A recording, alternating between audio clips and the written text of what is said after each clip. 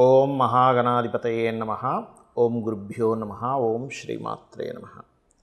ప్రేక్షకులకి ఆ లలితాంబిక అమ్మవారి యొక్క అనుగ్రహం పరిపూర్ణంగా కలగాలని మనస్ఫూర్తి కోరుకుంటూ మనం ఈ ఆగస్టు మాసంలో 4వ తేదీ నుంచి 10వ తేదీ వరకు ఉన్నటువంటి గ్రహస్థితి ఏ విధంగా ఉంది, ద్వాదశ లగ్నాల వారికి, లగ్నం తెలియని వారు రాశి వారికి ఏ రకంగా ఎటువంటి ఫలితాలు ఉన్నాయి, ఏ రకమైనటువంటి పరిహార మార్గం చేసుకోవాలి, ఏ విషయంలో జాగ్రత్తగా ఉండాలని తెలుసుకునే ముందు ముఖ్యంగా ఇక్కడ మనకి గ్రహస్థితి ఏ విధంగా ఉందనేటువంటి చూడాలి.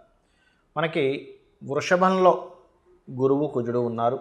అదేవిధంగా కర్కాటక రాశిలో రవి, సింహరాశిలో బుధ శుక్రులు, కన్యారాశిలో కేతువు. అయితే ఈ చంద్రుడు మాత్రం మనకి దాదాపుగా కర్కాటక రాశి నుంచి కన్యారాశి వరకు సంచారం 4వ తేదీ నుంచి 10వ తేదీ వరకు. అదేవిధంగా 12లో రాహువు, లాభస్థానంలో కేతువు. ఈ యొక్క గ్రహస్థితిని అనుసరించి ద్వాదశ లగ్నాల వారికి లేదా ద్వాదశ రాశుల వారికి ఏ విధంగా ఉంది అనేటువంటి విషయాన్ని మనం ఒక్కొక్క లగ్నంగా తెలుసుకుందాం. మేషలగ్నము లేదా మేషరాశి.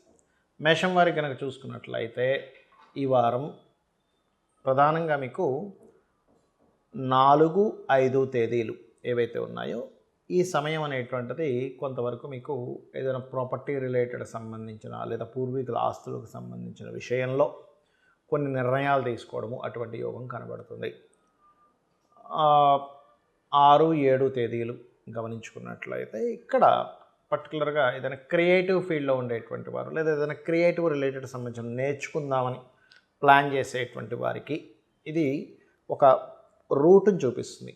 కాకపోతే మీరు 8, 9, 10 తేదీలు మాత్రం పొరపాటును కూడా మీరు అప్పు ఇవ్వడం కానీ, ఏదైనా ల్యాండ్ రిలేటెడ్ సంబంధించిన తీసుకోవడం కానీ,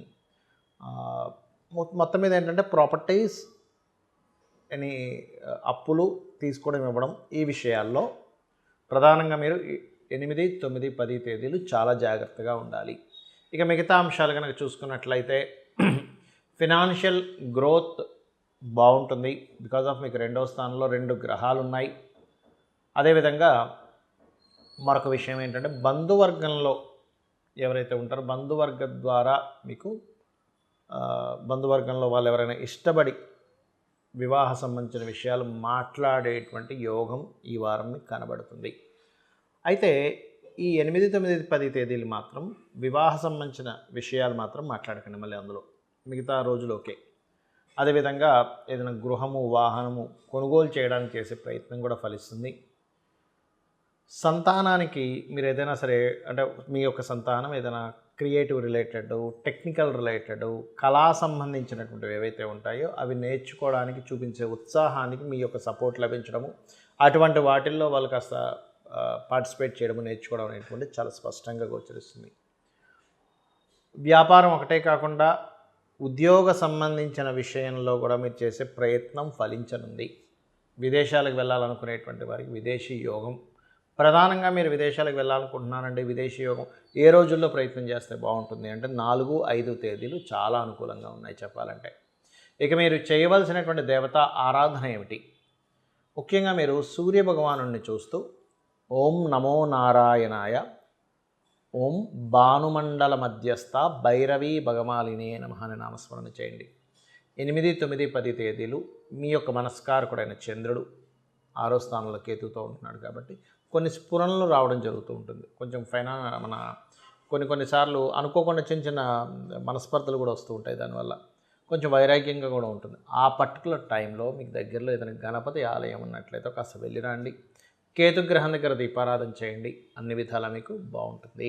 ఈ యొక్క ఎపిసోడ్లో పర్టికులర్గా నేను మీకు దేవతా సంబంధించిన ఉపాసన సంబంధించిన విషయాలు కొన్ని క్లారిటీ ఇవ్వబోతున్నాను. ఎందుకంటే నన్ను చాలామంది అడుగుతున్న ప్రశ్న, దీనిలో ఒక క్లారిటీ ఇవ్వబోతున్నా. అదేమిటంటే చాలామంది ఏంటంటే మేము పలానా సంకల్పం కోసం పలానా దేవతా ఆరాధన చేస్తున్నాము, నాతో పాటు 10 మంది చేస్తే 9 మందికి లేదా 8 మందికి రిజల్ట్ వస్తే ఒకరిద్దరికి రావట్లేదు ఎందుకు అని అడుగుతూ ఉన్నారు. ఒకటే గుర్తుపెట్టుకోండి, ఇక్కడ ఏంటంటే మీరు గమనించండి, మనకి సైన్స్లో కూడా ఒక ట్యాబ్లెట్ ఉంది. ఆ ట్యాబ్లెట్ అందరికీ పనిచేస్తే కొంతమందికి పనిచేస్తుంది. టీటీ ఇంజెక్షన్ ఉంటుంది, అదేవిధంగా పోలియో డ్రాప్స్ ఉంటాయి. ఇట్లా ఎందుకండి మరి అందరికీ ఒకేలా పనిచేయాలి కదా, ఎందుకు పని చేయట్లేదు అంటే వాళ్ళ యొక్క శరీర తత్వం వేరుగా ఉంటుంది. ఒక టాబ్లెట్ అంటే ఒక మెడిసిన్ ఏదైతే ఉంటుందో ఆ డ్రగ్ కొంతమందికి పనిచేస్తే ఒక 5% 2% 1% పీపుల్కి పనిచేయదు. ఎందుకు అంటే వాళ్ళ శరీరతత్వం దాన్ని తీసుకోదు. అలాగే మన పర్సనల్ చార్ట్లో కూడా ఒక ప్రాబ్లంకి ఒకటి అనుకున్నప్పుడు అది అందరికీ పనిచేసే విధంగా ఇంకొంతమందికి పనిచేయదు. అప్పుడు ఏం చేయాలంటే మీ పర్సనల్ చార్ట్లో చిన్న ఉదాహరణ చెప్తాను. ఉద్యోగం రావట్లేదు అన్నప్పుడు మనకి మెడికల్గా చూడండి, జ్వరం వచ్చింది అనుకోండి, మనం ఏం చేస్తాం, ఒక ట్యాబ్లెట్ తీసుకుని వేసేస్తాం. కానీ ఆ జ్వరం మలేరియా జ్వరం అన్నప్పుడు కొంచెం ట్యాబ్లెట్స్లో మార్పులు వస్తాయి. కాదండి డెంగ్యూ అంటండి అన్నప్పుడు ఏం చేస్తారు, నార్మల్ ట్యాబ్లెట్స్ కాకుండా లోపల దానికి సంబంధించిన వేరేది ఏదైతే ఉందో ఆ రకంగా ఎలా అయితే డాక్టర్ గారు మనకి మెడిసిన్స్ మారుస్తారో అలాగే మీ దశమ స్థానాధిపతి ఎవరో అని చూసుకోవాలి. ఉద్యోగం రావట్లేదు అంటే మీ 10th లార్డ్ ఎక్కడున్నాడు. ఒక్కొక్క లగ్నానికి సేమ్ మేషలగ్నంలో జన్మించిన 10th లార్డ్ శని అయినా వాళ్ళకి వెళ్ళి కలిసేటువంటి గ్రహస్థితిని బట్టి వాళ్ళ కాంబినేషన్స్ మారిపోతూ ఉంటాయి. అంటే మీ 10th లార్డ్ ఎవరితో కలిసి ఉన్నారు. ఇక్కడ ఏంటంటే ఒక ప్లానెట్ వెళ్ళి ఏ ప్లానెట్స్తో కలిసింది అనే దాన్ని బట్టి ఇక్కడ చాలా విషయాలు వస్తాయి. ఎలాంటివి అంటే మీరు ఎటువంటి ఉద్యోగంలోకి వెళ్తే ఎదుగుతారు, పాయింట్ నెంబర్ 1. రెండవది, మీకు ఉద్యోగంలో ఇబ్బంది వచ్చినప్పుడు ఎటువంటి పరిహారం కానివ్వండి, నిర్ణయాలు కానివ్వండి తీసుకోవాలి, రెండో పాయింట్. మూడోది, ఇప్పుడు మీరు ఉద్యోగం మారచ్చా మారకూడదా, ఇప్పుడు తొందరపడి ఏమైనా మానేస్తున్నామా. చాలామంది చూడండి, అబ్బా నాకు చిరాకు వచ్చేసిందండి, నేను ఎంత కష్టపడుతున్నా సరే ఆఫీస్ వాళ్ళు నన్ను గుర్తించట్లేదు కాబట్టి నేను ఉద్యోగం మానేస్తా అని అనుకుంటాం. కానీ ఒక్కొక్కసారి అది రైట్ డెసిషన్ అవుతుంది, 100% రైట్ డెసిషన్ ఒక్కోసారి అవుతుంది, ఒక్కోసారి కంప్లీట్ రాంగ్ డెసిషన్ అవుతుంది. ఆ విషయాన్ని కూడా మీ యొక్క జాతకం చెప్తుంది. ఇది ఓన్లీ ఉద్యోగం కోసమే కాదు, ఇన్వెస్ట్మెంట్, ఇక్కడ ఇన్వెస్ట్మెంట్ చేయాలా వద్దా మీ పర్సనల్ చార్ట్ క్లియర్గా చెప్తుంది. అలాగే మీరు ఇప్పుడు విదేశాలకు వెళ్దాం అనుకుంటున్నారు, ఒక్కొక్కసారి ఏమవుద్ది, కొంతమందికి హడావిడిగా వెళ్ళిపోతారు, తీరపోతే అయ్యో ఎందుకు వచ్చాను, 3 లక్షలు ఖర్చు అయిపోయి మళ్ళీ వెనక్కి వస్తారు. Right time or wrong time అంటే ప్రతి జాతకము అద్భుతమైన జాతకమే, గుర్తుపెట్టుకోండి. ప్రతి జాతకం అద్భుతమైన జాతకమే. కాకపోతే ఆ అద్భుతం మీ జన్మ జాతకంలో ఏ భావంతో కనెక్ట్ అయింది అనేటువంటిది తెలుసుకోవాలి, గుర్తుపెట్టుకోండి. అది తెలుసుకున్నామా అద్భుతం, అది తెలుసుకోలేదా ఇబ్బంది పడుతూ ఉంటాం. అంటే ఎలాగా అంటే చెప్తాను చూడండి, చిన్న ఎగ్జాంపుల్ చెప్తాను. ఇక్కడ నుంచి మనం ఒక దగ్గరికి వెళ్ళాలి, తిరుపతికి వెళ్ళాలి, వెంకటేశ్వర స్వామిని దర్శనం చేసుకోవాలి, చాలా గొప్ప విషయం అది. అయితే వెళ్ళే రూట్ తెలిస్తే వెళ్తాం, వెళ్ళే రూటే తెలియదు, మనం ఏం చేస్తాం, అక్కడెక్కడే తిరుగుతూ ఉంటాం. రూట్ తెలిసింది, పలానా ట్రైను బస్సు పట్టుకోవాలి, తిరుపతి వెళ్ళాలి, అక్కడి నుంచి మళ్ళీ కొండపైకి వెళ్ళాలి, అక్కడి నుంచి మళ్ళీ అక్కడ కింద టికెట్ తీసుకోవాలి, అక్కడి నుంచి లైన్లో నిలబడాలి, వెళ్ళాలి, దర్శనం చేసుకొని రావాలి. This is the process. అసలు ఏ బస్సు వెళ్తుంది, ఏ ట్రైన్ వెళ్తుంది ఏమీ తెలియట్లేదు, తిరుపతి వెళ్ళిపోవాలనుకున్నాం. అప్పుడేంటి, మీ సంకల్ప బలంతో ఎవరినైనా అడిగితే కూడా తెలుస్తుంది కదా. అలాగే మీ పర్సనల్ చార్ట్లో మీరు పలానా గోల్ సాధించాలి అని అనుకున్నప్పుడు మీకు అవుతుంది. ఇప్పుడు చిన్న ఎగ్జాంపుల్ ఎలా అంటే, ఇప్పుడు మీరు ఇక్కడ నుంచి ఏదో దేశంకి వెళ్ళాలనుకుంటున్నారు, ఫ్లైట్ కాదు నేను సైకిల్ మీద వెళ్ళాలి అనుకుంటున్నాం, కుదరదు. బస్సులో వెళ్ళాలనుకుంటున్నాం, ఫ్లైటే ఎక్కాలి, అవునా, సముద్రం దాటాలంటే, లేదా షిప్ ఎక్కాలి.